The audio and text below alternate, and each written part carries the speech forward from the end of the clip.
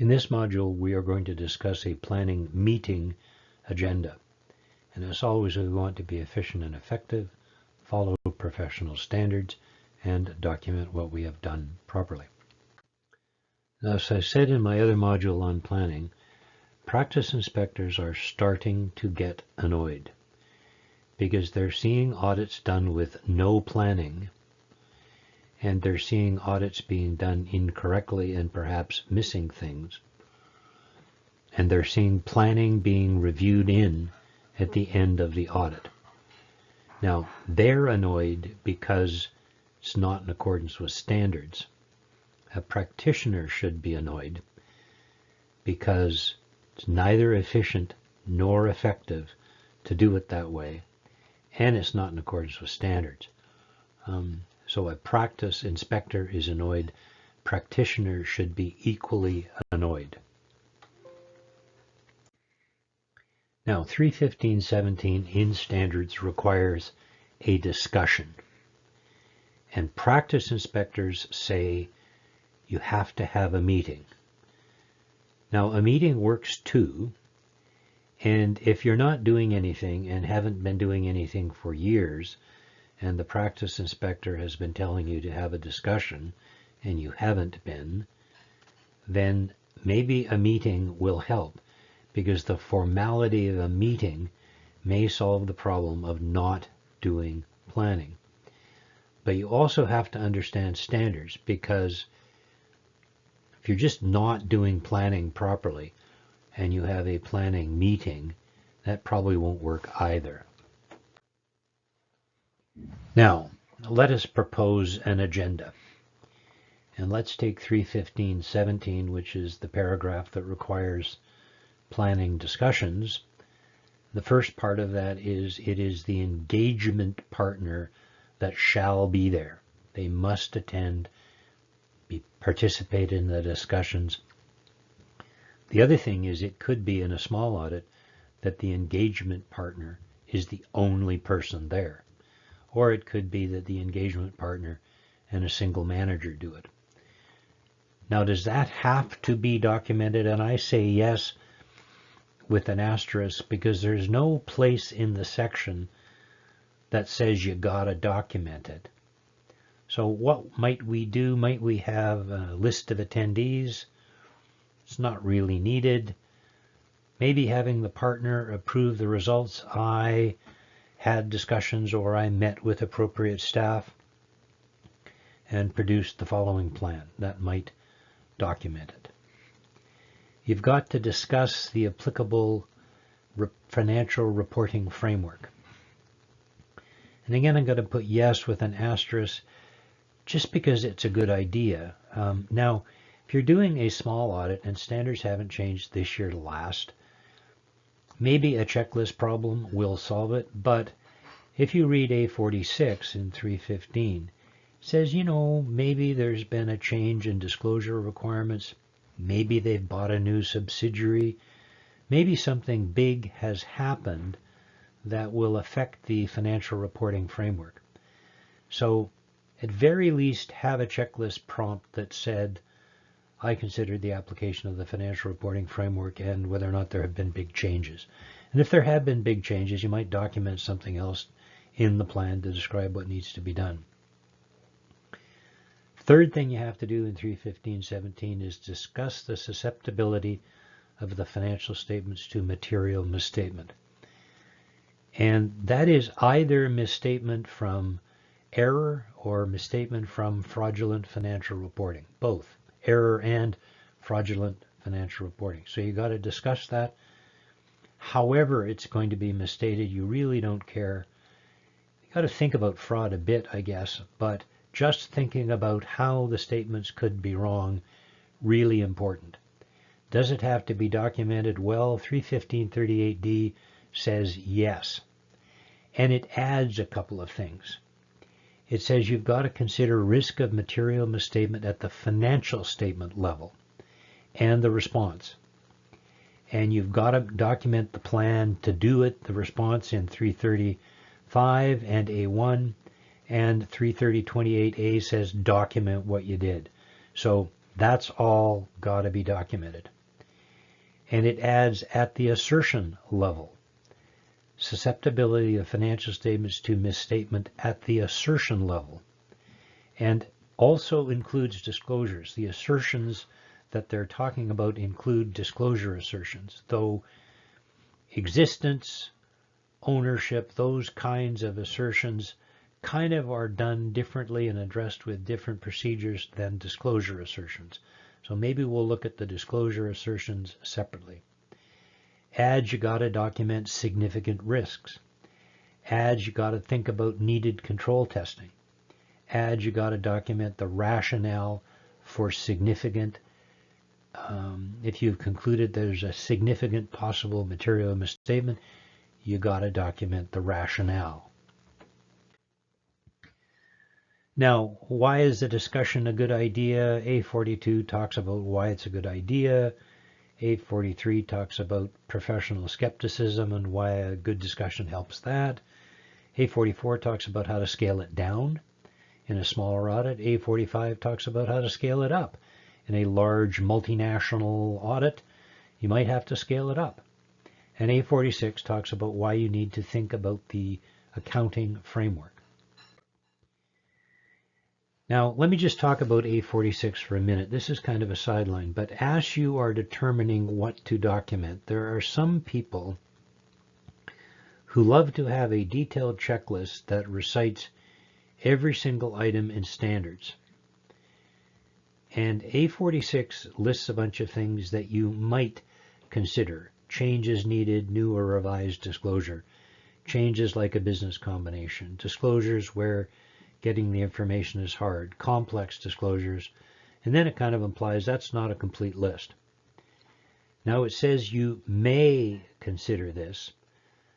So I would not develop a checklist where it said, I considered new or revised disclosures, I considered significant business combinations, I considered disclosures where it was too hard, and so on. I might have a single prompt to say, considered it, and in the context of new or complex disclosure requirements, for instance. So you've got to decide when you're doing checklists, do you have every possible item from the tiniest of audits to the largest of multinational audits, or do you have some limitation on just exactly how far you go in documenting to the ends of the earth? So A46 is an example of where I wouldn't have each of the things that we may consider. I would just say, well, it's may consider, so I'm not going to go into that level of detail. So overall responses, and again, there are some suggestions for what we might do in A1. So I think I'm going to take a bit of a different approach here because we do have to document this. It's required that we document what our overall responses were. And I think these are things that we're always going to do. So probably not bad to turn each of these into a checklist prompt and say we do it. And further, most of these things are things we're always going to do, not just in response to overall risk. We're always going to do them. So the first thing, emphasize the need for professional skepticism. So have a prompt. I emphasize the need for professional skepticism with staff, and this checklist prompt documents that I did that. Use appropriately skilled staff. Well, I don't think we would ever use inappropriately skilled staff, so have a prompt saying, I as engagement partner determined that we did that. Changing the nature, extent, and timing of direction, supervision, and review. Probably impossible to do it the same every year, so have a prompt and say that you did that. Change procedures, unpredictability. Now, in a very small audit, it might not be possible because what is being audited is so simple.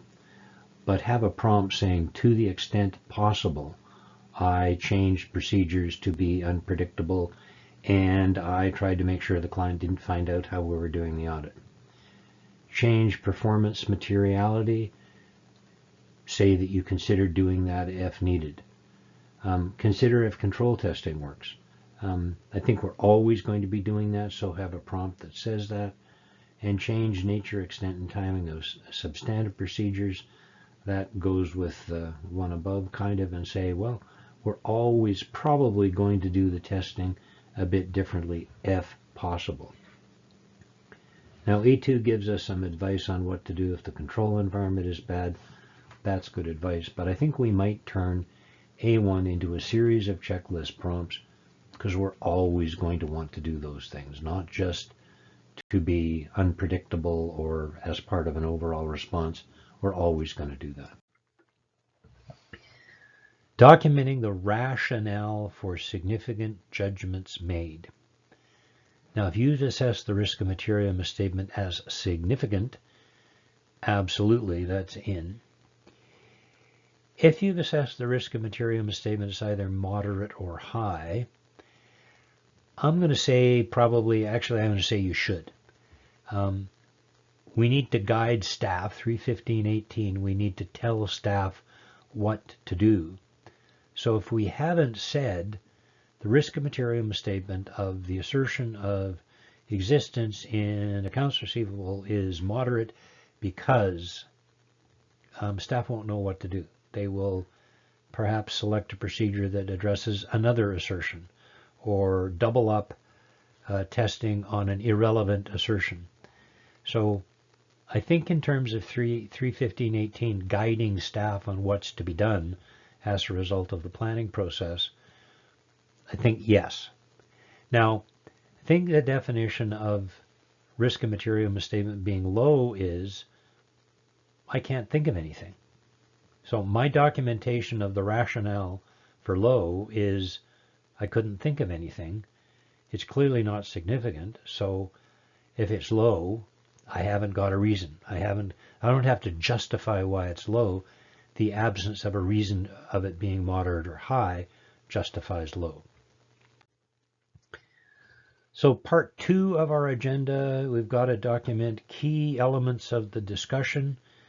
Now 315.38a does that, but I'm thinking if you've done 315.38d correctly, that covers key elements of the discussion.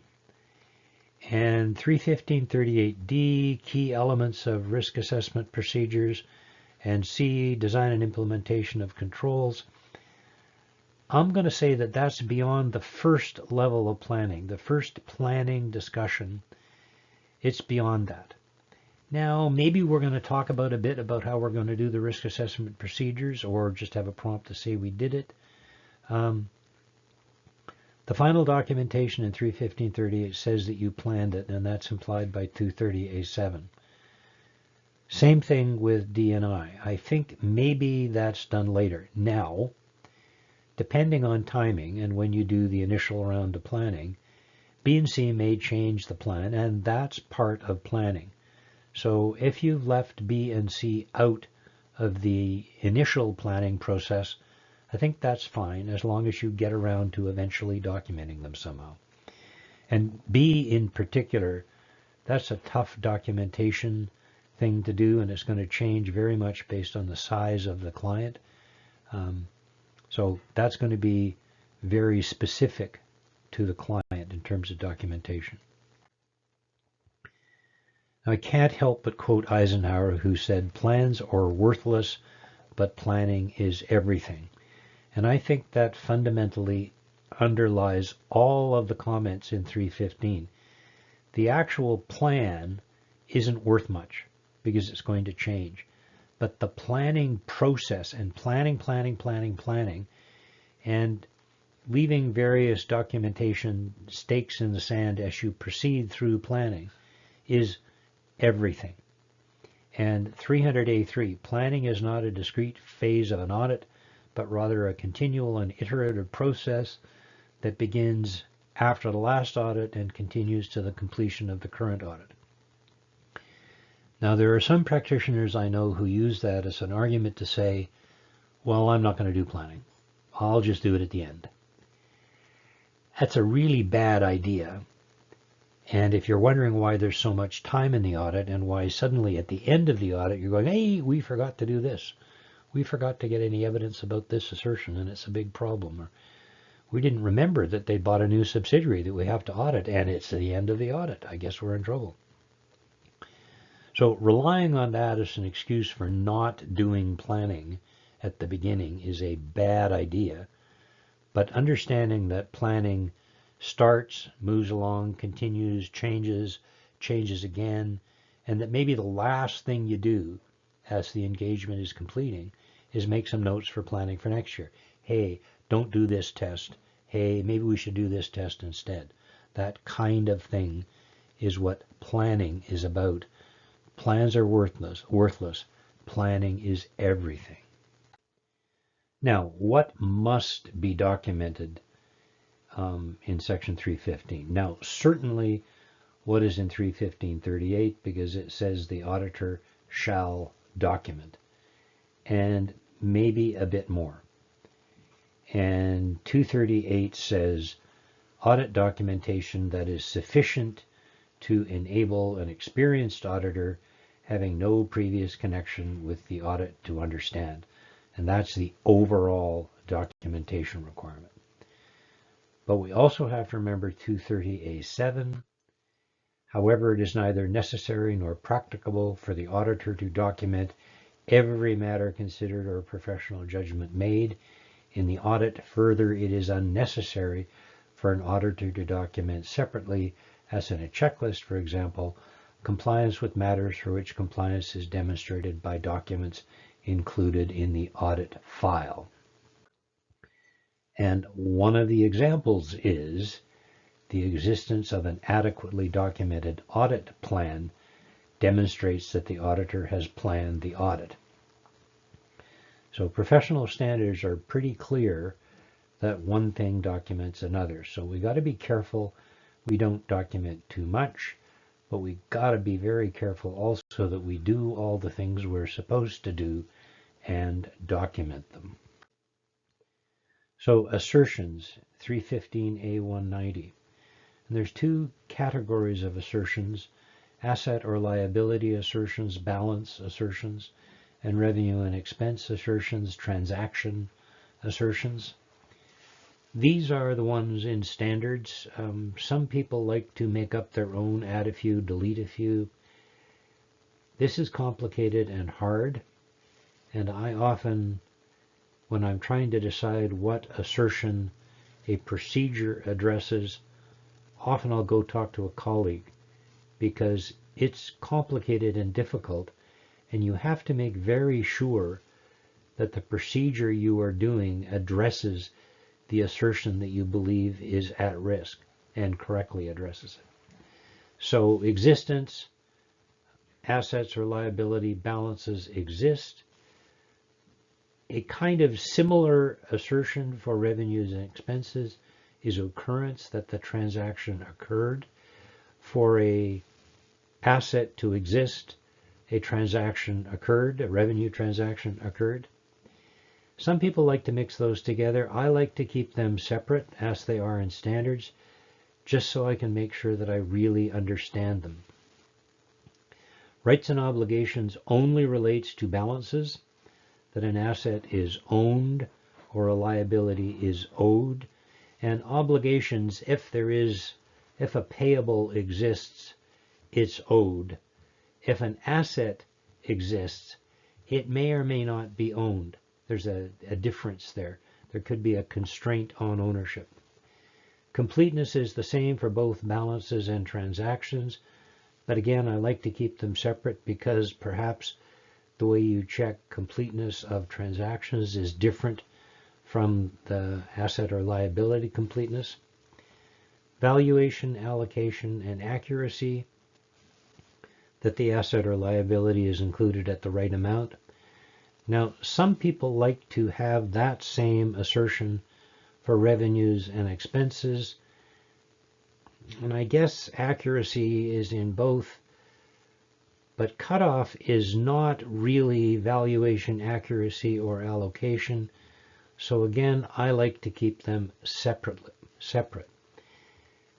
Now, classification and presentation are both disclosure kind of items.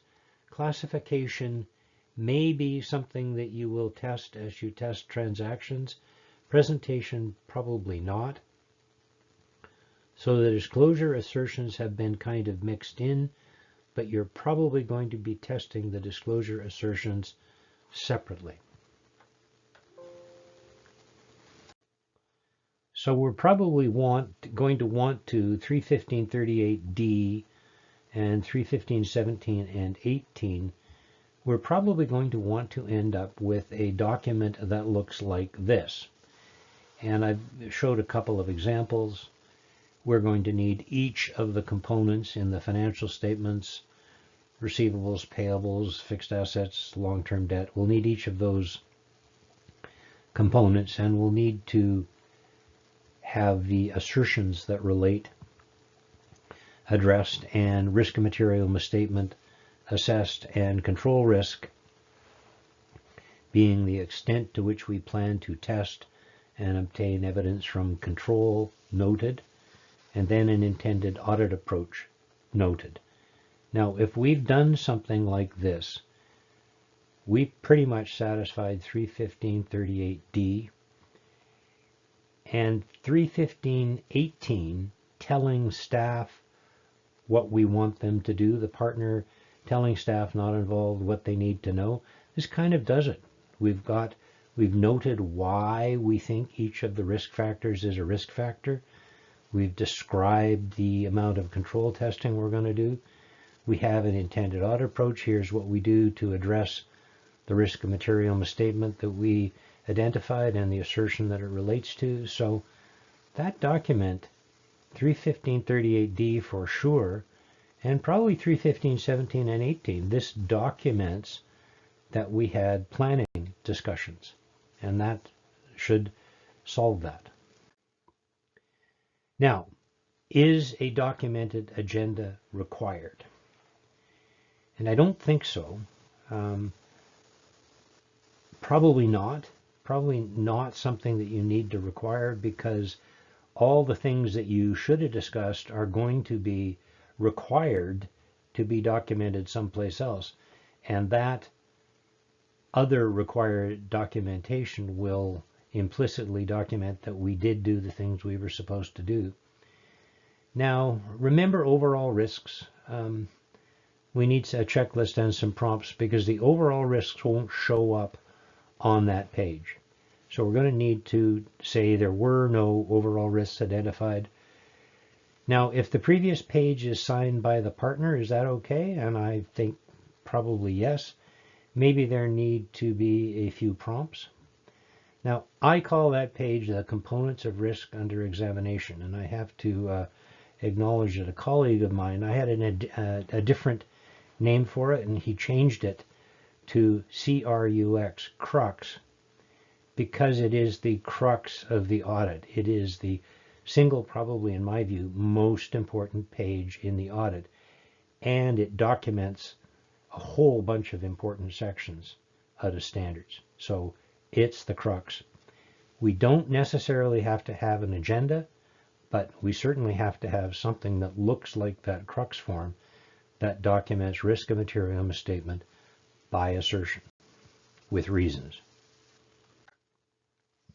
Now, if you get enthusiastic and decide, well, we're going to have a planning meeting, and we're going to have a firm policy that requires a planning meeting, then you have to have one. And then you have to document it.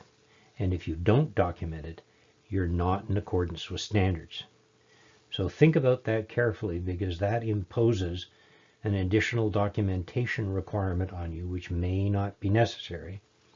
If you don't require a planning meeting, you just require what the standards require, then the only documentation required is that which is otherwise required.